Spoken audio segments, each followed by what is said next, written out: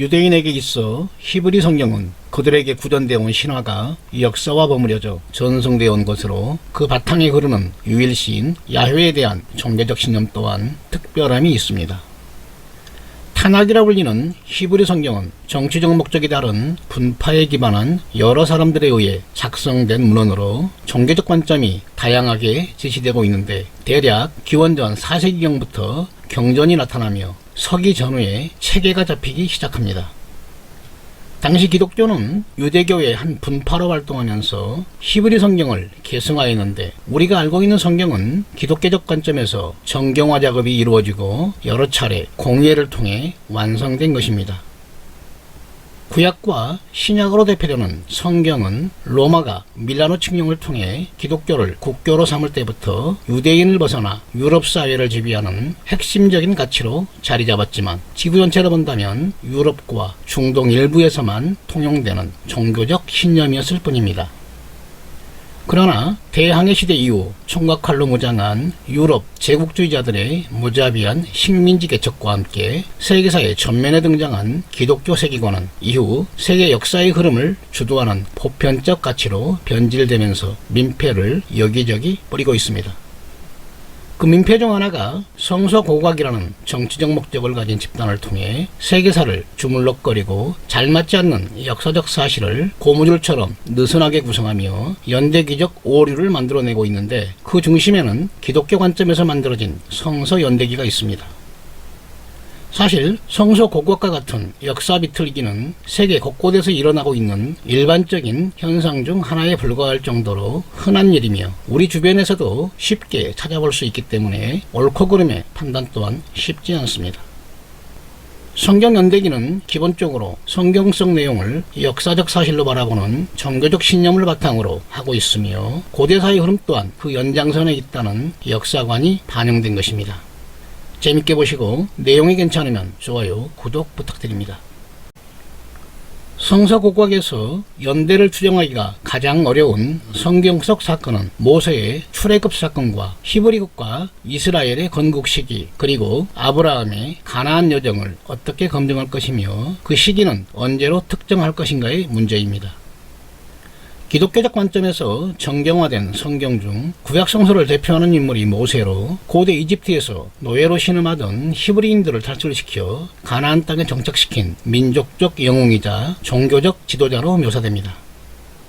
모세는 율법의 기초가 되는 십계명을 히브리인에게 전파해 유일신 야훼의 신성함을 확고히 하고 모세 5경을 저술해 훗날 유대교와 기독교 신앙의 토대를 마련한 사람으로 알려져 있는데 그가 히브리 민족에 끼친 영향은 아브라함이나 다윗보다도 더 크다고 할 수 있을 만큼 영향력이 지대합니다. 유럽의 기독교 세계는 로마 시대부터 모세가 홍해를 두 쪽으로 갈라 이집트를 탈출했다는 출애굽을 역사적 사실로 믿고 있었는데 그 중심에는 로마 시대에 살았던 아프리카누스와 요세푸스라는 기독교 성직자가 있습니다. 이들은 지금 남아있지 않은 프톨레마이우스 시절 그리스어로 기록된 마네토의 이집트 역사를 거론하며 성경 속의 출애굽 사건은 기원전 17세기경 일어난 실제 역사로 기록하여 기독교 사회에 전파했는데 오랫동안 성경성 내용이 역사적 사실로 자리잡게 된 원인을 제공하게 됩니다. 19세기경 상형 문자가 해독되면서 파라오의 이집트식 이름이 밝혀졌는데 성경학자들은 신왕국 시대의 유명한 파라오 투트모세나 아모세, 라모세스와 같은 이름 속에 모세가 들어있음에 주목하며 성경 속 모세의 어원이 고대 이집트에 있다는 판단을 하게 됩니다. 성서 연대기를 구성하는 데 있어 핵심적인 인물인 모세가 이집트 신왕국 시대 초기 인물로 자리매김하게 된 사건으로 출애굽을 통한 탈출과 40여 년의 유랑생활, 가나안 입성에 대한 시기를 이집트 신왕국 초기로 느슨하게 추정하였는데 이는 성서 연대기를 구성하게 됩니다. 모세의 삶에 대해서는 출애굽과 민수기에 자세히 기록되어 있으며 그는 고대 이집트와 밀접한 관련이 있는 것으로 묘사되는데 그가 이집트 왕족 출신으로 히브리인과는 아무런 혈통적 관련이 없다는 주장도 여기에 기인한 것입니다. 그러나 모세라는 인물은 역사적으로 그 실체를 찾지 못하였으며 현대학자들은 히브리인들에게 구전되어 온 신화나 전설이 사마리아를 중심으로 하는 북이스라엘에 전송되었으며 사마리아가 아시리아에 멸망하자 남쪽 유다로 이주한 후 바빌론 유수를 거치면서 유대교의 전통으로 자리잡게 된 것으로 봅니다. 성서 고고학에 주어진 또 하나의 난제는 히브리 국가인 이스라엘의 역사적 실체를 증명하고 건국 시기를 특정하여 연대기를 구성하는 것입니다. 성경에서는 이스라엘의 건국 시기를 모세가 이집트를 탈출하여 가나안에 정착한 후 여호수아가 이끄는 히브리인들의 정복 과정 속에서 이스라엘이 건국되었다고 보는데, 이에 대해서는 크게 두 가지 가설이 있습니다. 첫째는 기원전 15세기 건국설로 성서 기록에 솔로몬 시대보다 480년 전에 모세의 출애굽이 있었다는 기록에 근거한 것이며, 기원전 13세기 건국설은 480년이라는 표현이 잘못 계산된 것이며 실제로는 240년이라는 해석에 따라 생겨난 가설로 대체로 고대 이집트 19왕조 시절로 보는 시각이 있었는데, 문제는 어느 것도 역사적 사실과 부합하지 않는다는 데 있습니다.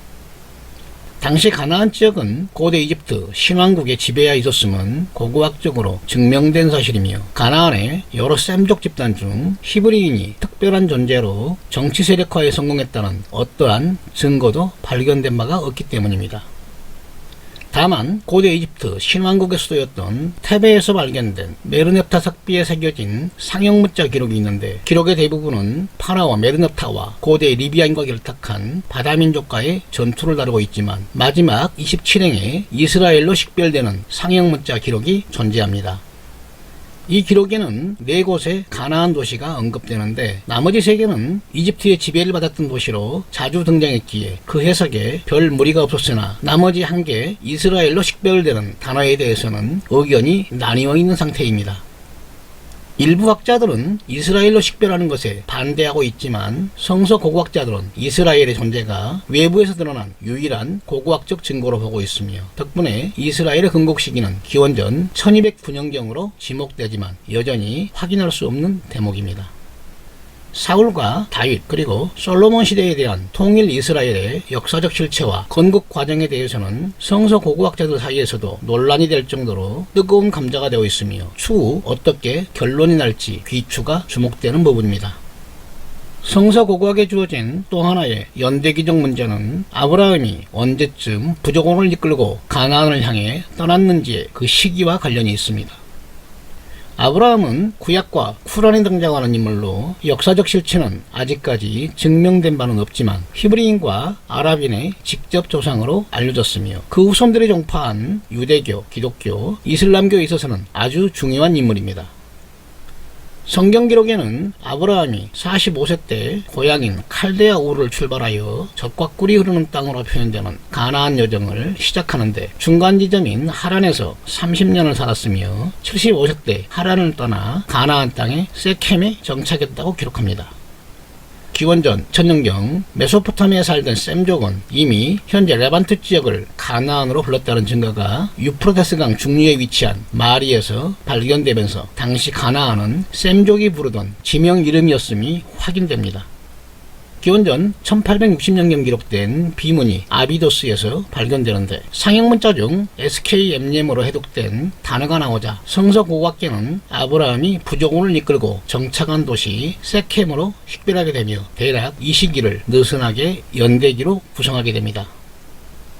기원전 1500년경 시리아 땅 지중해 연안에 있던 도시 알라흐에서 만들어진 아드리 및 청동상의 기록에도 가나안이란 지명이 등장하는데, 현재 레바논, 팔레스타인 지역으로 당시 고대 이집트와 메소포타미아를 연결하던 통로 역할을 하던 지역이었음을 특정하고 있습니다.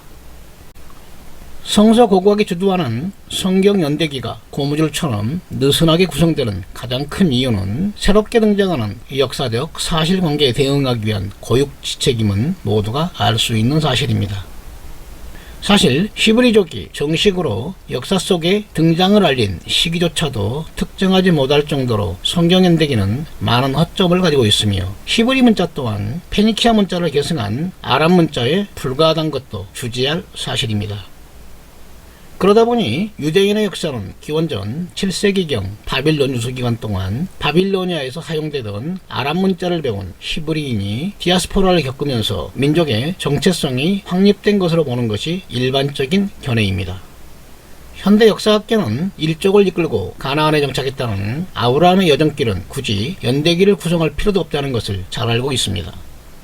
모세의 출애굽을 역사적 사실과 연결시키기 위한 성서고고학계의 노력은 계속되고 있지만 여전히 실체를 증명하기는 쉽지 않은 일이며 이들은 성경의 권위를 지키기 위해서라도 이를 포기하지는 않을 것입니다. 또한 다윗, 솔로몬으로 연결되는 이스라엘 통일 왕조에 대해서도 실체가 없는 허상으로 보는 주장이 계속 늘어나고 있으며 이를 둘러싼 역사학계의 논쟁은 성서뿐만 아니라 이스라엘 역사에도 영향을 미치기에 쉽게 정리하기는 어려워 보입니다.